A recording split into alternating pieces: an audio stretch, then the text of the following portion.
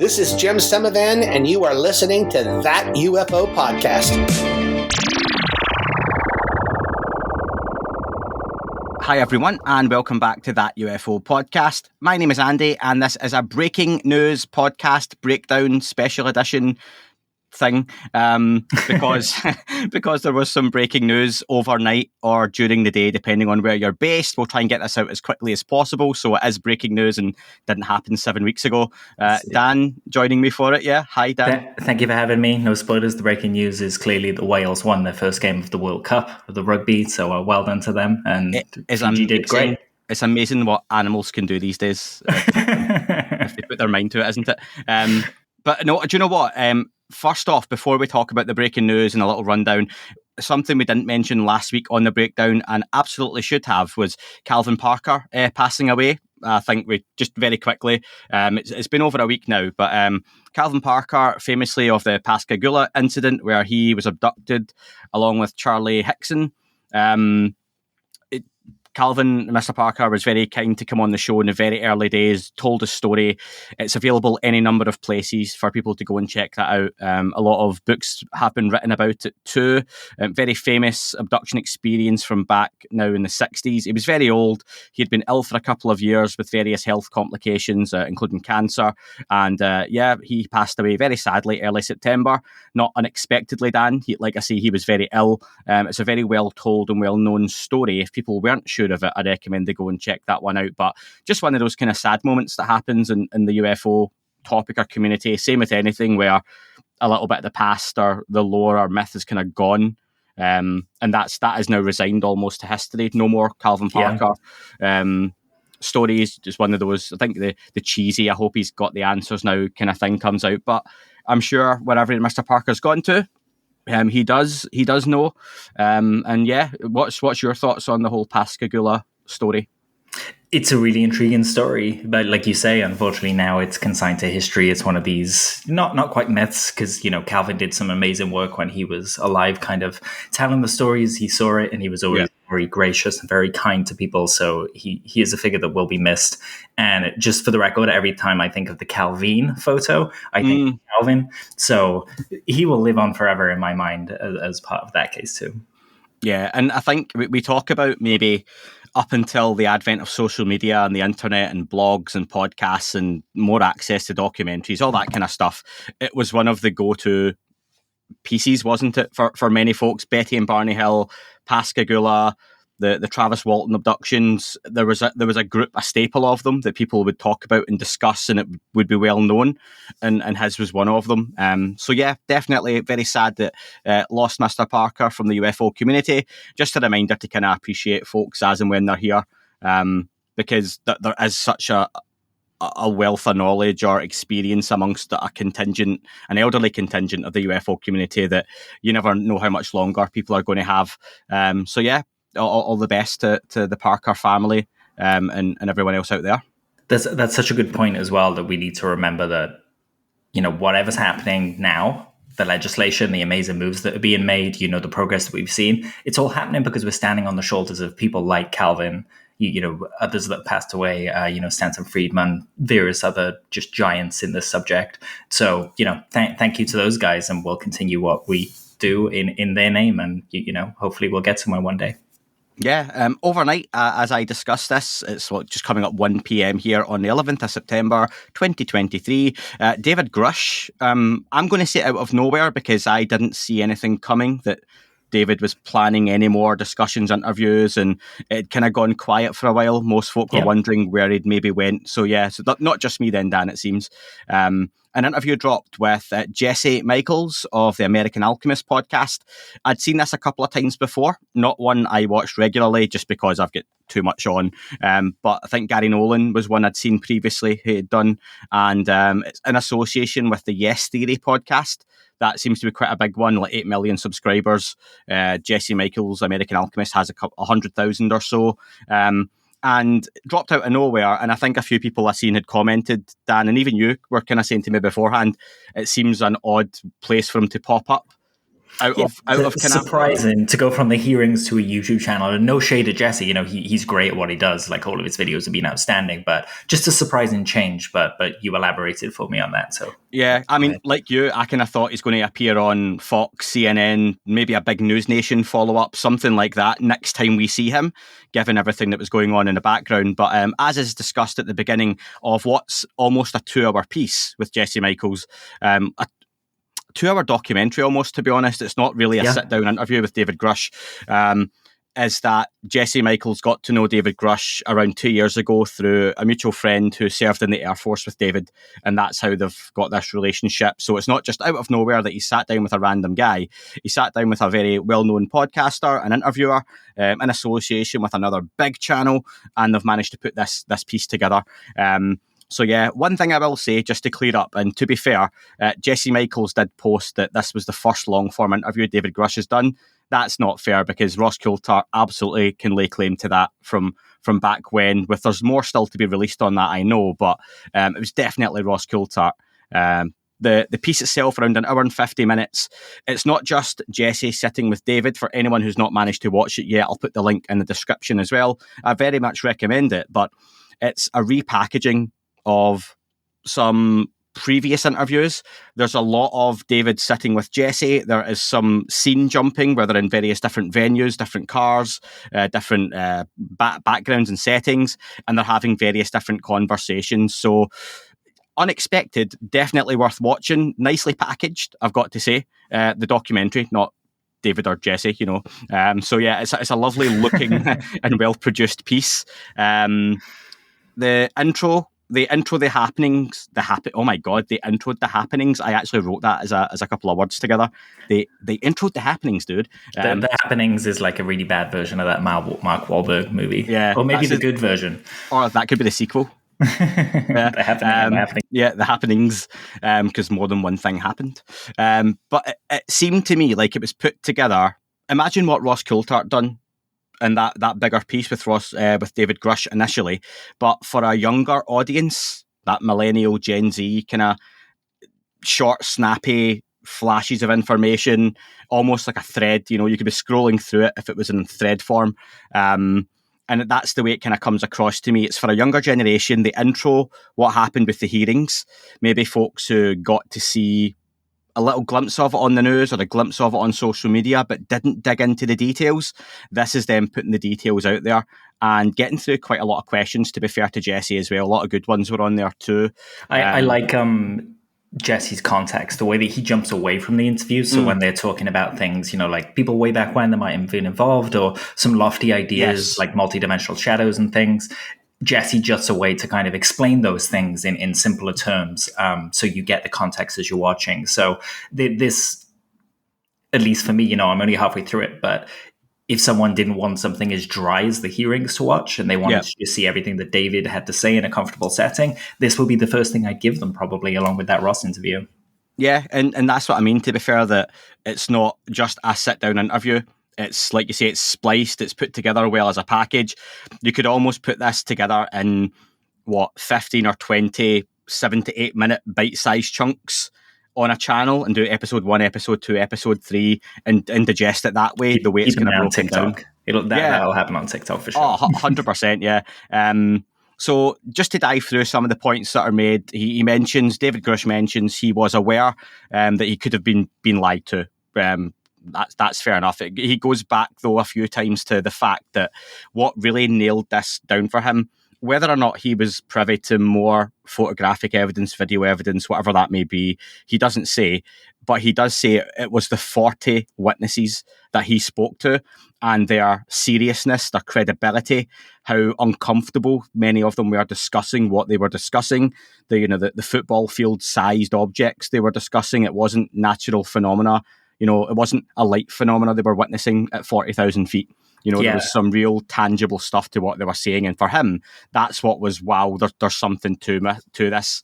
And that was his expectation as well, wasn't it? He says that he expected these things to be prosaic, to be natural phenomena. And the more people he spoke to, the more it just hit him across the face that something else was happening. And he made sure here to emphasize that these witnesses were independently referred.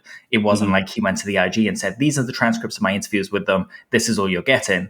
The IG interviewed these people themselves. Yeah. These people didn't all know each other either. So there's a lot of disconnect here. This isn't just, as someone like Green Street would like to have us imagine, this isn't just the same group of people talking again about this stuff. There are people that we haven't heard of here talking about these programs.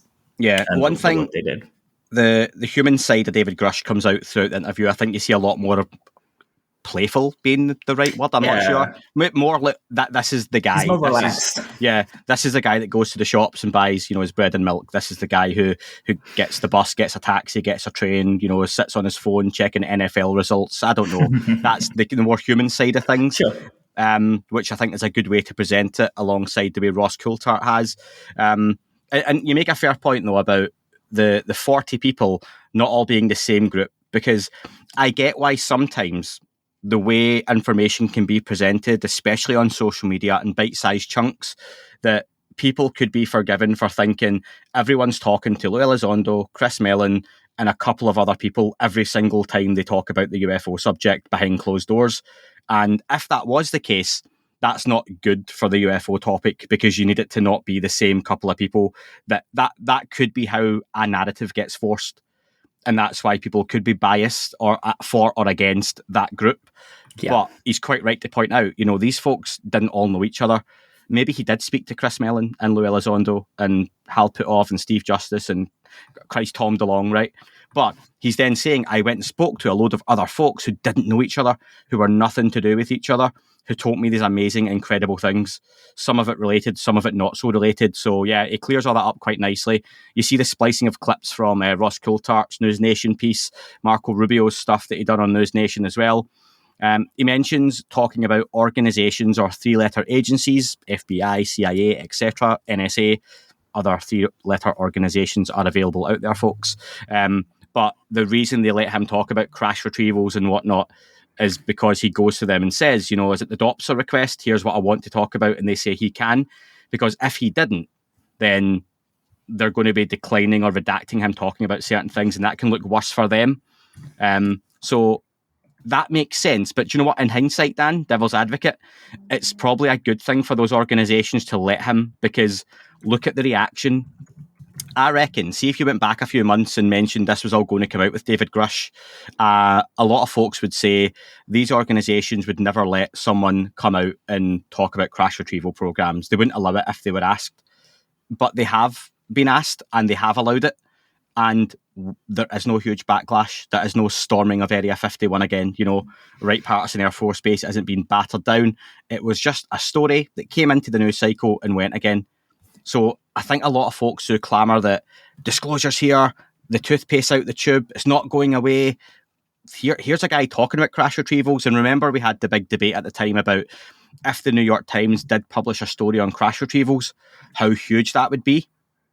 Well, actually, here's a guy on the mainstream news talking about crash retrieval programs. And is it having that huge impact that some folks thought that conversation would? Not really, no.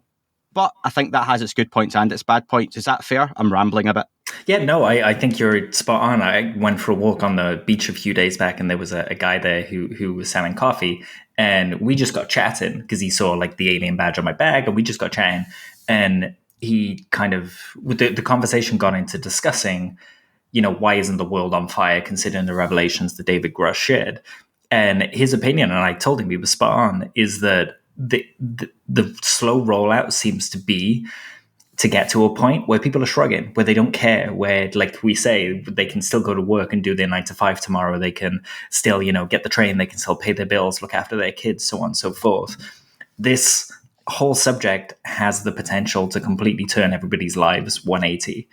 But I feel like it's being managed is probably the wrong word, but it's being slowly told as a story so that we can just become acclimatized to it, kind of like a lobster in a boiling pot, or like what happens in Contact, And unless the aliens show up the day after disclosure, when everything's said and done, life just goes on, and we just have to, have that knowledge inside us that we are not alone. But that knowledge has a profoundly different impact if we're not alone and they're here amongst us all the time, and we see them in the sky all the time, as opposed to we're not alone and they never come here. When you said about I was walking on the beach a few days ago, I thought you were about to slate my long-winded response there and tell me that you came back from the walk and I was still talking. No such thing. That would not have been unfair. But you know what? You mentioned like the aliens showing up the day after disclosure. We've touched on this a few times recently as well. But a couple of days after that, you're still going to have to go to the shop, and get some supplies in, you're still going to have to get public transport places. And how long can that? Yeah, but the aliens are here. How long would that actually disrupt society for? Yeah. Like say there was a arrival type scenario where a few ships landed at different places randomly on the globe. Your people's bosses still expect them in work tomorrow, probably because the new iPhone launch is happening. So. Yeah. That's wild. Aliens are here, but it's interesting, isn't it? It's going to be a really interesting process to go through to see what people are like in and around it on the other side.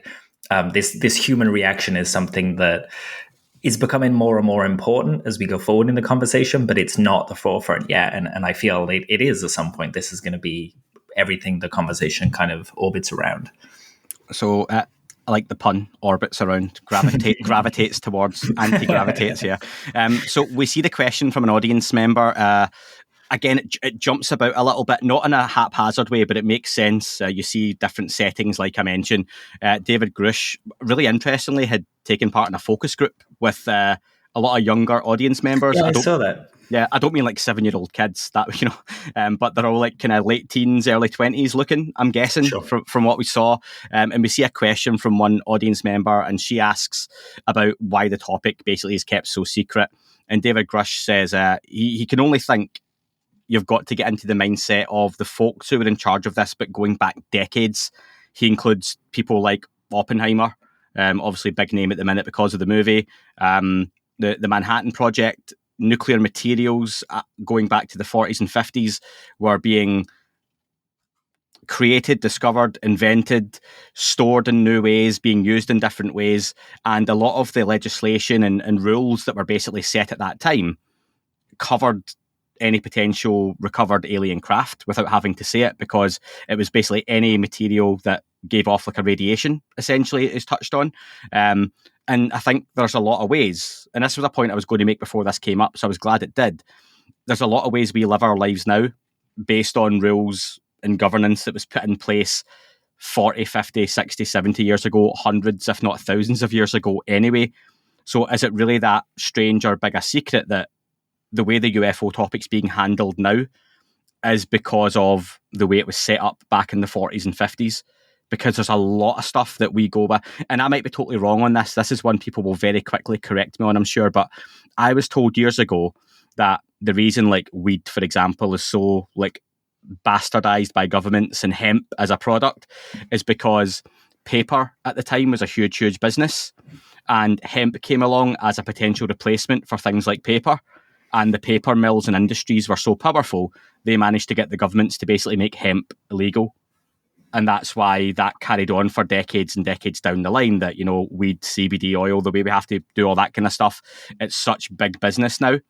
And slowly being walked back is because of something that happened because of the way paper was made back in the day. Yeah. So I've probably bastardized that a little bit, but that's something that still has an impact now, 70, 80, 90 years later. And then you blow that up to the UFO conversation and why that's still being kept secret. It makes a bit of sense, doesn't it? Yeah, absolutely. With cannabis, like you say, the emphasis is on, it's bad because of XYZ. People forget the reason that it was bad. They just remember that it was bad. They remember the propaganda, what it was associated with, the devil's lettuce, as they used to call it. Whereas nowadays we understand it a bit more and the conversation's changing. But even though some places in America have legalized it and it's perfectly okay, the rest of the world still isn't caught up with that, right? And they might never be. Every country's going to have its own opinion on it. So the reason that it was banned has fallen away to amnesia. And we've just got a whole generation, like multiple generation, decades of generations of people who just live with the knowledge that it's bad because it's bad. So then you kind of have this institutionalized memory that takes a while to shake. And, we're looking 40, 50 years and it's still tough to shake. So like you say, rack that up, exponentially when we're looking at a UFO conversation that, how do you roll this out? I wouldn't I would love to be at the table where you figure out how to piecemeal it and kind of roll it out and talk about it. But at the same time, I wouldn't like that job, Yeah, speaking of rolling it up and rolling it out, Dan, I'd like to thank Dan CBD for sponsoring this episode, folks. Just joking. Thinking back, though, he mentions at the time, the 40s and 50s were a time of like huge discoveries in the world of physics and nuclear fission and the atom bomb. All that stuff was happening at the time, and it seemed there were massive leaps in thinking and theoretical physics and all that stuff that I'm not qualified to talk about. And I've got down here, we had huge leaps in physics, discoveries, new technologies. Operation Paperclip is touched on, that we took all those Nazi scientists and went, oh, you've done some really bad stuff, but you're really clever, so we're going to stick you in this program and let you off with that. And part of it, just to jump in there, part of it was that the Russians were going to take them to work on their stuff. So it was like either they have it or we have them. And I say we, America has them. So you're between a rock and a hard place with that decision, right? Yeah. And do you think even then, if the Russians weren't going to take them, that the US wouldn't have done that anyway? Oh, probably, no doubt. Like the mega genius guys that are really made this difficult for us, we'll have you on our side and say no more about it. And that's touched on in the secret machine stuff and everything as well. It's all well known. I would love to know some of a bit of an aside, but some of the stuff that we don't learn from history because the Allies won the war. Sure. You don't hear about the other stuff that may or may not have gone on. So interesting. But I think my point being, that was a snapshot in time that I think really defined where we are now, maybe even more so than the 60s, 70s, 80s, 90s, and this period we're in at the moment, that how things went there. Not that drafted, a bit of COVID brain still, folks. Sorry, I'm not concentrating. Only the second time I've had it, some listener had a dig about how many times I've had COVID, and I was like, it's been twice. But, is it a competition now? Yeah, I was like, it's like twice as far as I know. But the point I want to get on to from that was David Grusch says that, and a speculative point, but an interesting one, that a non-human intelligence may be at a similar place to us in terms of development. Maybe we don't need to assume that they're so much more advanced than us, just that at a point in their development where we went down the nuclear weapons path, they found or created or discovered this propulsion system. And that kind of split maybe a timeline, or that was their timeline, and that's the path they went down. Here's where we went down. And that, maybe for us, it's just they're not that much more developed, but they have something that makes them appear that much more developed. What are your thoughts on that? Because I think that opens up a whole spider web of conversation. It reminds me of, gunpowder, as we know it, was around for a long time before anyone thought of pouring it in a barrel and using it to fire a small projectile at someone that would pierce their skin. The Chinese used it in warfare. It was kind of called something else, and it was used to kind of spread fire across the water and things like that very quickly. So even though that jump was already made, they hadn't kind of realized the potential for that particular technology to, make a handheld weapon and so on and so forth. So I totally understand what David's getting at there when he talks about that. We can have these technologies on our doorstep and still not realize that there's a facet of them that we're not using yet until we do.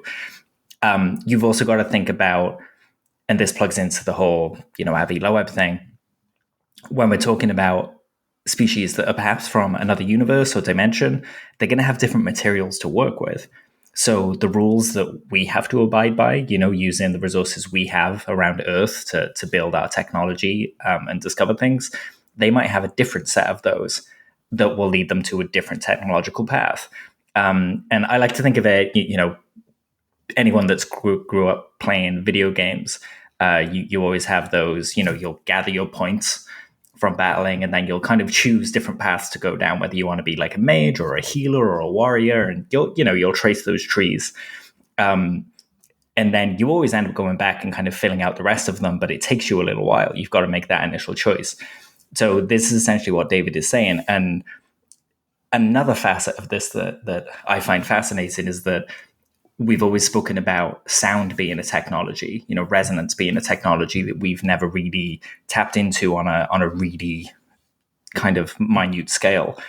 And when you think about the ideas of the people who built the pyramids levitating blocks and things like that, if we had sound of vibration instead of fire, what would the world look like today? What would we be doing with that? It seems that nature has a number of different paths we can go down. Life form doesn't need to develop in exactly the same way. The people that live on Zeta Reticuli aren't rocking an iPhone 52. It's just not. There's not one path to go down. So it's really fascinating to think about it, and especially when we get to multidimensional life and what 4D life form would look like or a 2D life form would look like, and the kind of resources they have to play with. Because even something as basic as electricity wouldn't work in 2D because the physics would be different because it can't travel in the same way. So there are a lot of implications depending on what theory they think is the best theory to apply to the visitors. And again, that's assuming that there's only one set of visitors. So it could be a whole bunch of monkeys in a whole different circus. Yeah, and you think even if something developed somewhere that they communicated telepathically, and that was it, some kind of hive mind, and they could still come down here and got the iPhone 15 launches tomorrow, right? Or on the 12th, as we discussed this, Dan. They could come down here, come out and see this piece of technology and actually think it's really cool. They could be like, wow, that's something we've actually never had a need for because of how we communicate. Yeah. But that's actually a wonderful piece of technology. That's amazing. We've never had to think of that. The way it works is fascinating to us. We'd love to know more. And we're going, oh yeah, well, my 7-year-old has one, But they're like, that's just, that could just blow their mind. And it's just been something as a civilization. They go, there could be all kinds of stuff that we do have that for all they have mastered, or we assume they've mastered. We don't know they've mastered it. But this propulsion system is literally what we pin on. Because I think of all the other things we hear about in UFO lore, there's a lot less evidence for certain things. Even the medical procedures, people talk about all kind of stuff being done. We don't know that it's just a different form of anesthetic that's stopping people feeling any of these operations, A lot of that stuff could be done by humans as well. Yeah. But the propulsion system is the one big thing, isn't it, that really seems to separate whatever may be visiting or how they visit us from them, us and them. That's the big one. Yeah. That's I was going to mention, David Grusch on that does talk about how the craft may move.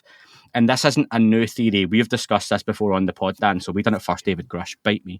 No. The first long-form discussion of propulsion. Yeah, and someone else is going to go, oh, I heard that on a podcast before. Of course you did. Everything's been done by The Simpsons, for God's sake. But he mentions how the craft move, and they talk about the juddery movements.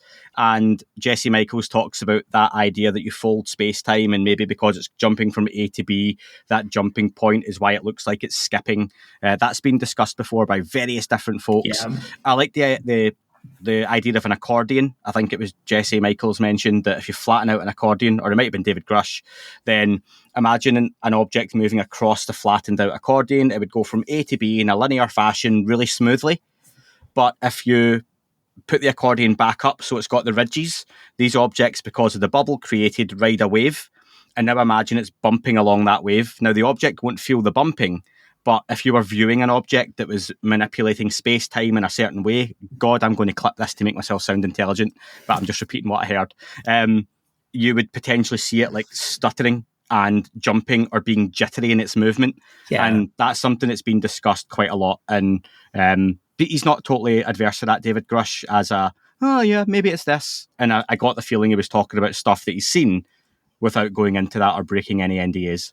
Yeah, absolutely. It makes me think of Lou's demonstration with the paper. He's done that on a few podcasts where he basically demonstrates the same point as you just made. We have the Kenneth Arnold sighting that it was reported that the flying, I was going to say discs, but they weren't discs. The flying vehicles that he saw seemed to skip like stones on a pond. And yeah, that would fit the bill again. Aerial all school. this movement that the aerial school. Was that the object was stationary and it had landed, but they felt the beings were almost like glitching or resetting, and you wonder if you're viewing something through some sort of bubble which is warping the space-time around it. That could be a reason for that even though it's sitting still, it looks like it's sitting still to us, but it's not. Yeah. And you can extrapolate there as well. We've heard that if you're 50 feet from one of these things, you'll get sunburn, like the guy looking at the truck in Close Encounters. If you're closer, you'll get radiation sickness and poisoning and things like that. If you were inside the time bubble and time's dilating, you're going to experience missing time. So there's like another thing you can extrapolate from that fits the bill for the UFO law. Missing time might not be something intentional. It's just, well, we're in this bubble outside of your time space. So when you step in here, an hour passes in here and 3 days have passed back home for you. So the time's missing, but it's not really, Yeah. And this gets to that kind of higher dimensional stuff again, where David likes the phrase multidimensional shadows, which essentially, like, we're talking about the same stuff, that if something was in a higher dimension and it came through our little bit of, ocean, all we would see is this thin slice of it. The shape that it makes wouldn't be a true representation of what it was. And similarly, if we went down to the 2D level, there's no thickness in 2D, whereas we have thickness. So you'd only see like these thin slices of us. Our bodies wouldn't be protected in that dimension kind of thing, because you could just hop over a wall and be inside Andy's stomach, for example, with no trouble at all. Terrifying thought. So there are biological differences and physical differences and physics differences depending on what dimensions we're in, and that probably dictates and gives different paths of technologies to be developed. I've not seen the last kind of 20 minutes or so yet, just because of time constraints, but one of the last things I wanted to bring up was David Grusch explains that he wants to do the bare minimum to propel disclosure. He isn't the guy that's out there to break everything to everybody. And he says it's not his job to release the more important details. And he continues by saying that there is, quote unquote, some baggage is coming in relation to the non-human biologics he previously mentioned. So speculate all day with that one. Are we looking at a different ancestry than we previously thought? Are we looking at some kind of manipulation of the human DNA or genome? What do you think he's getting at there? I can only assume that he is talking about any kind of pilots that we found in these craft, whatever they are. He's being very vague with the term there, and I don't think that's an accident. I don't think it's a kind of, I'm going to say biologics because I don't want to give the game away. I think it's more, I'm going to say biologics because we truly don't know. This is one of the big question marks. Yep. If we saw a being that to us looked like a robot, does that mean there is a robot without sentience? No, not necessarily. A more advanced life could have made perfectly legitimate AI.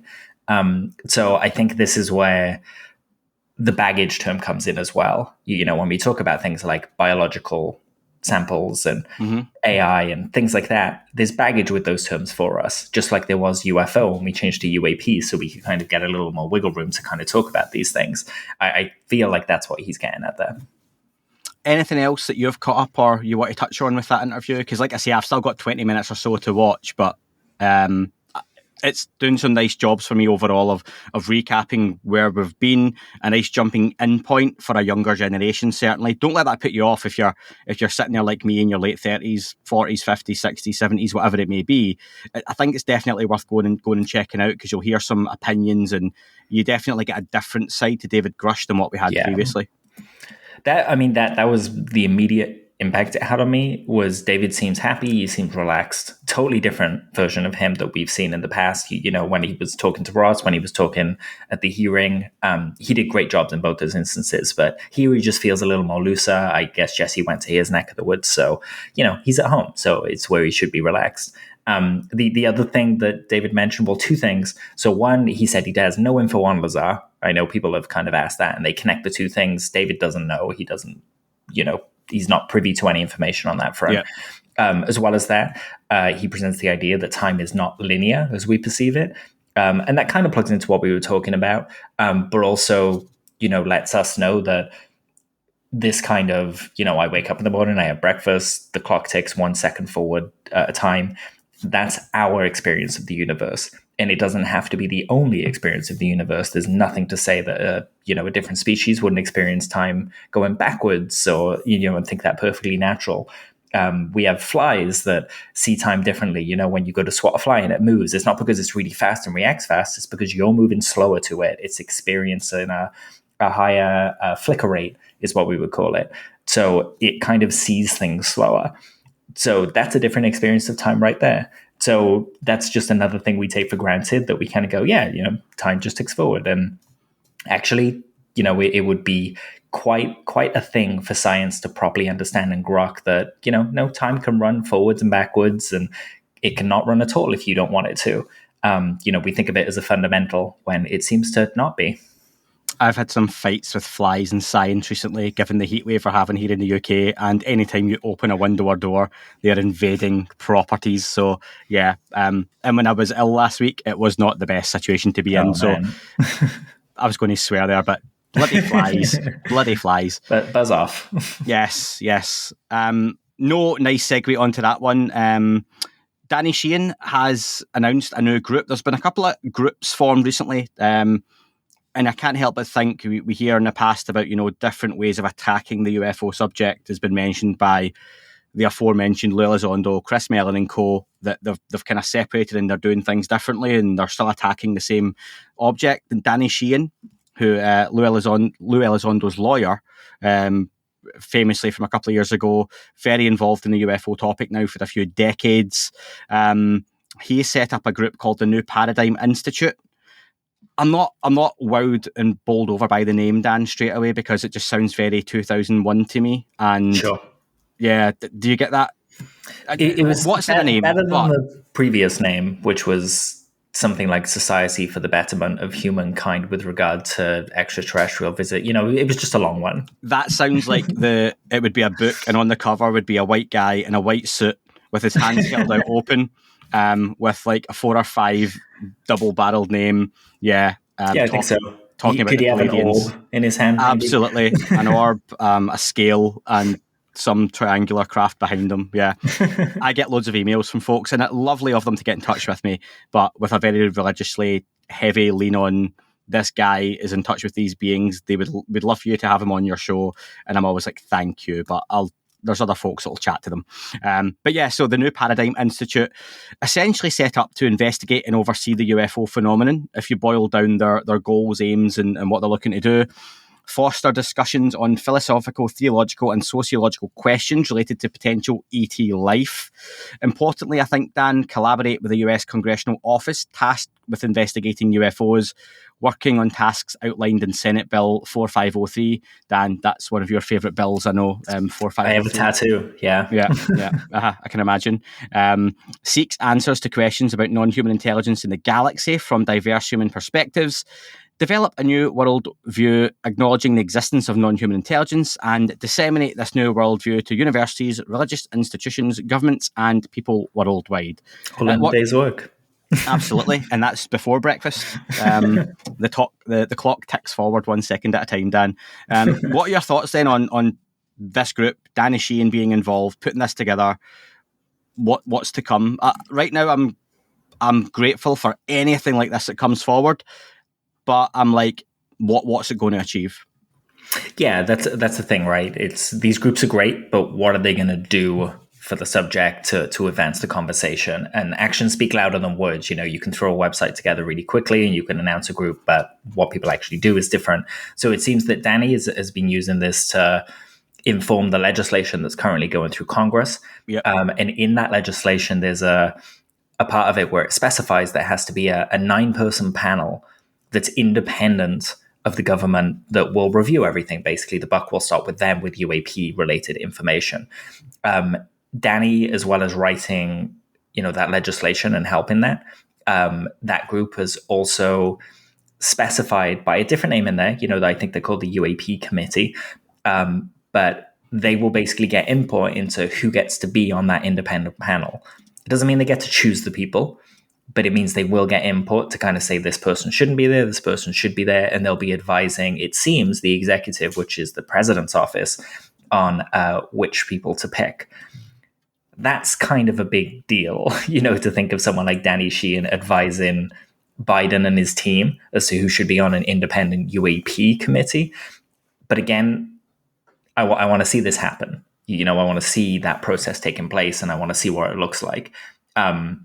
You mentioned earlier towards the end of the Grusch stuff that he said, he wants to reveal the minimum amount possible to get this moving. And we have to remember this, that Grusch and these guys, their loyalty is to the US government. So as much as we want to know everything, they're not going to tell us everything because they've signed up. They're happy to keep something secret in the name of national security and things like that. And he did make the point in that piece with Jesse Michaels that, treason is still punishable by execution. Yep. And I'm sure he would rather not be executed. So he's like, yeah, exactly. Fair enough, yeah. Yeah, it doesn't keep you warm and cozy when you're being executed to know that you told the truth, But UFO guy 48706 on Twitter will be really happy that you've done it. And yeah, that's... Hey, UFO guy 48706 is the guy that's going to change this conversation. True. That's one of your burner accounts, isn't it? That's, yeah.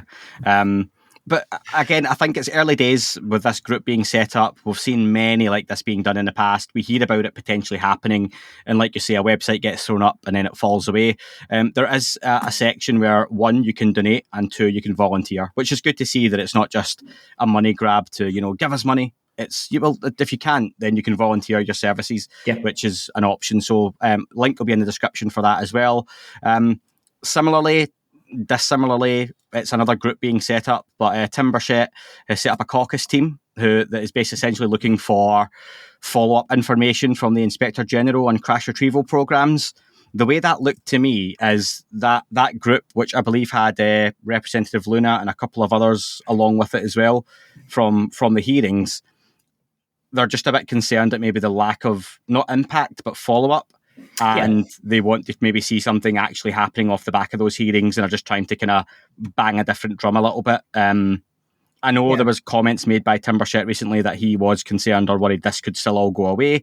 That's something I think we've fairly discussed on this before as well, Dan, as well as many others, that if you're along the lines of, this is all out now, it's never going away, that's probably the wrong attitude to have, because there has been progress on this before and it's been gotten rid of. And the way human society works this day and age, Western society anyway, with the 24-hour news cycle, which I think the 24-hour news cycle is maybe even a bit old hat. It's probably a couple of hour news cycle these days. Something comes and goes, doesn't it, with the advent of a hashtag. And that is all we have time for on the show. That's Dan's buzzer. Just gone. I can ignore that. No, you're all right.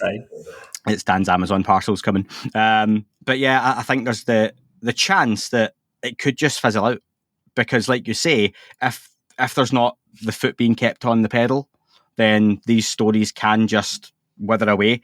No one's been ringing up me like they were the day after the David Grusch hearings to ask for interviews or comments on it.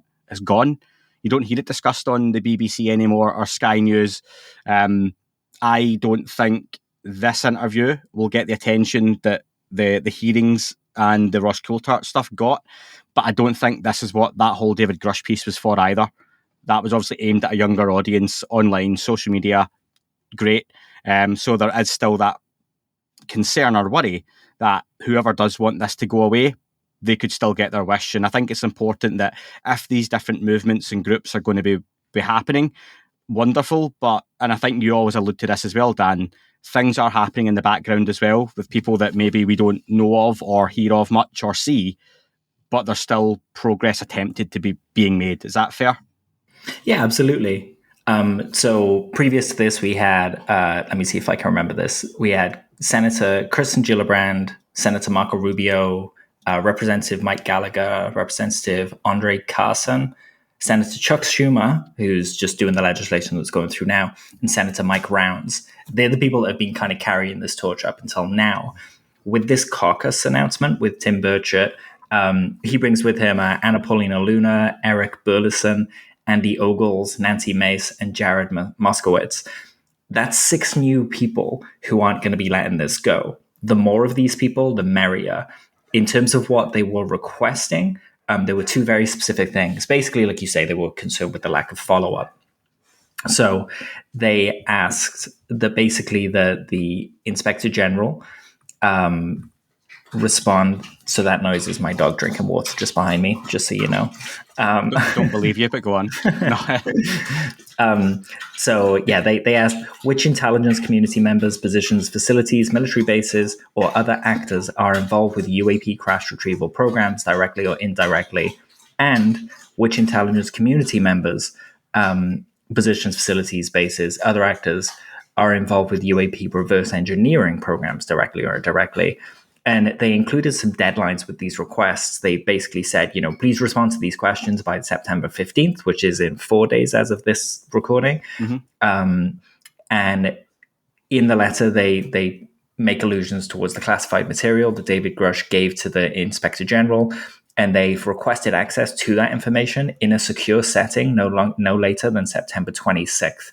It's a very respectful letter. There are no demands being made. There's a framework they have to follow, and they're following that.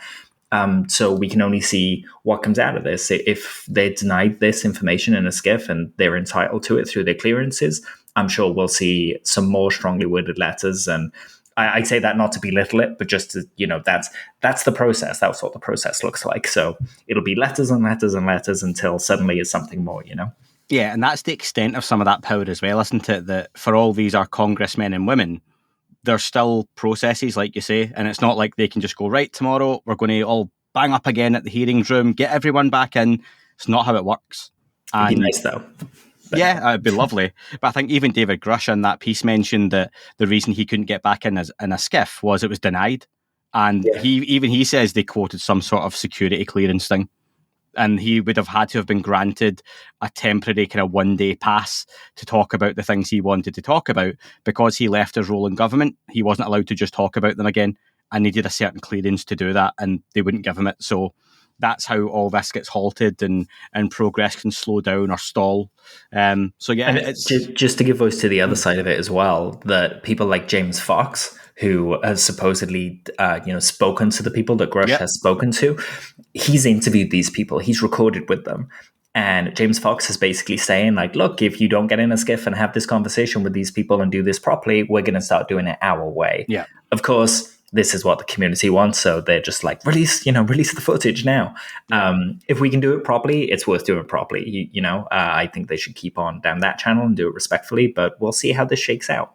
Yeah, I agree with you. And as much as I know Burchett and Luna mentioned doing field hearings, worst case scenario, I think it has to be that they end up in I hate to say that, Anjali type setting, standing in front of a monument, with some deck chairs pulled up and a wooden table, a la the Dudley Boys from WWF, with a drape put over it, and that UFOs are real, change my mind type meme that we get. Yeah.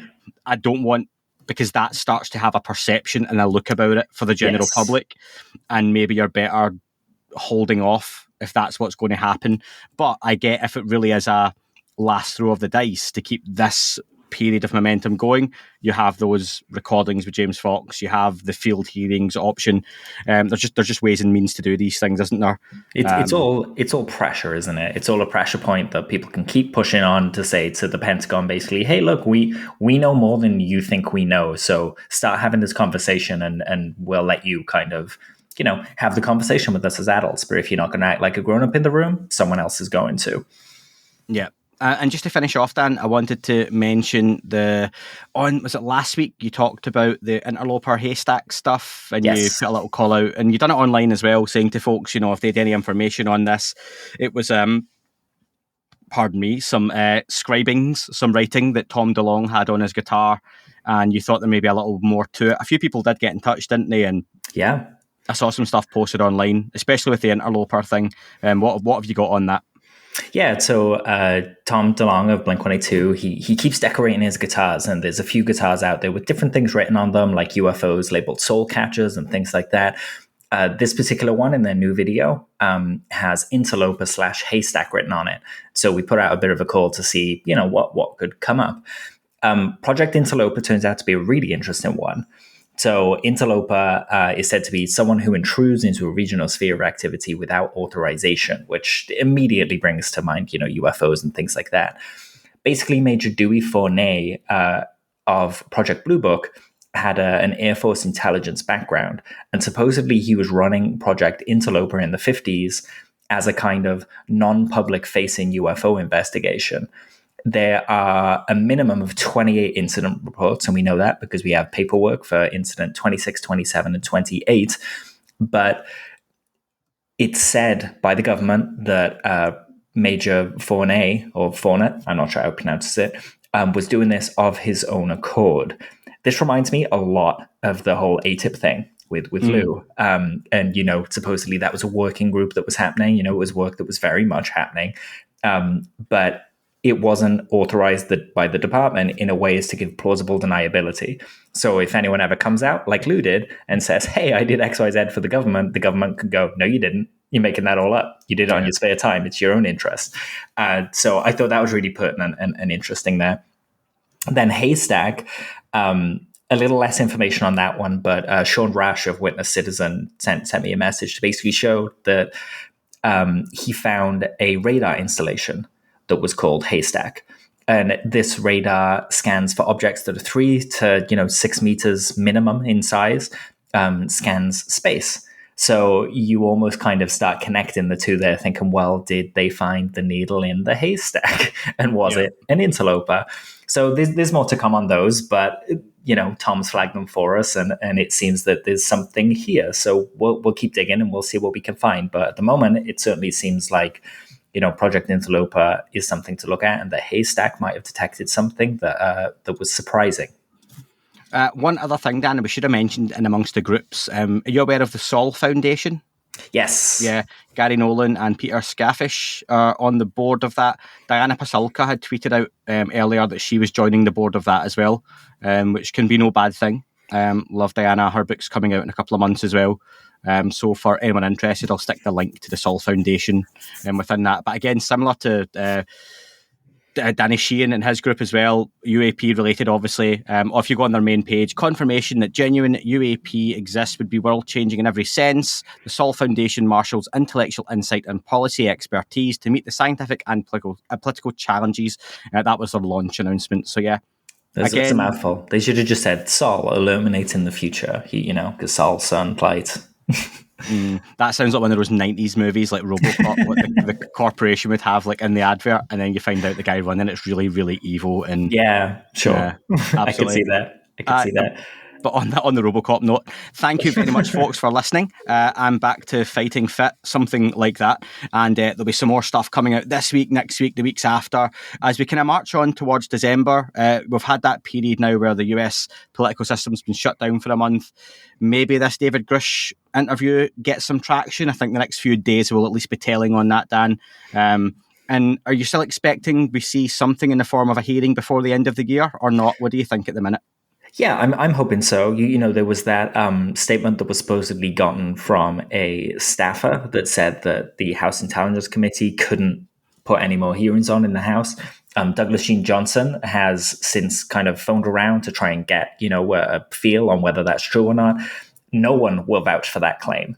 So it doesn't seem like anything's being blocked. We are open and ready to go. This interview releasing now as Congress is coming back into session, I don't think is an accident.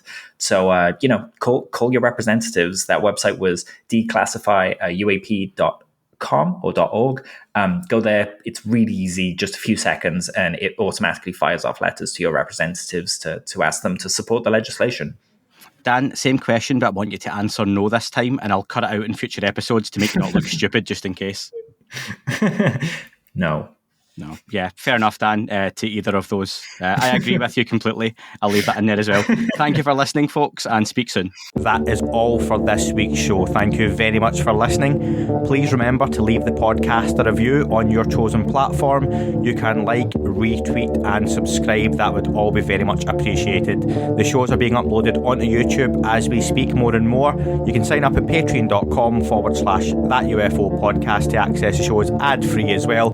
Please get in touch on Twitter, Facebook, Instagram, That UFO Podcast. Of course, on Twitter, it's at UFO UAPAM. And again, folks, as always, keep looking up. You never know what you might see.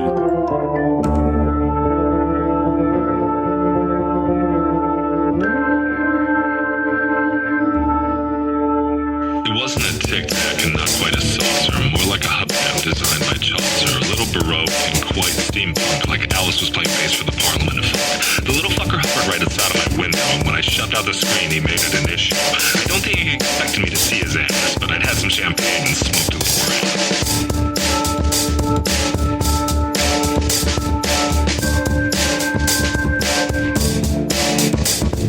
Meditated game of Fateful on Meta. I can't imagine how it could have been any better. I got to the top of the stairs and there he was. Like, you awake? I was about to abduct you, cuz.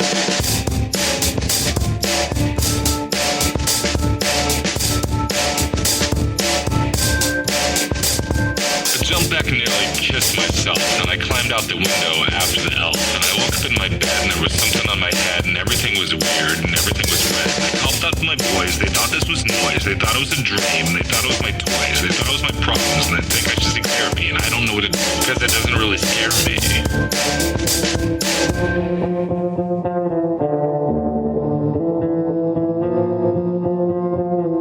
If you really want to know who I think may be, I think it's you and me and us and we and him and her and that and she and that thing over there and what's that, Jake?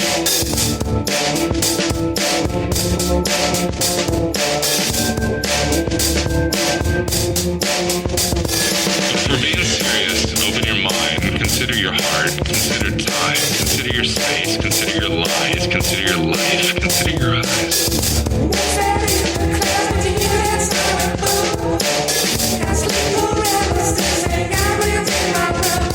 It wasn't a tic-tac and not quite a saucer.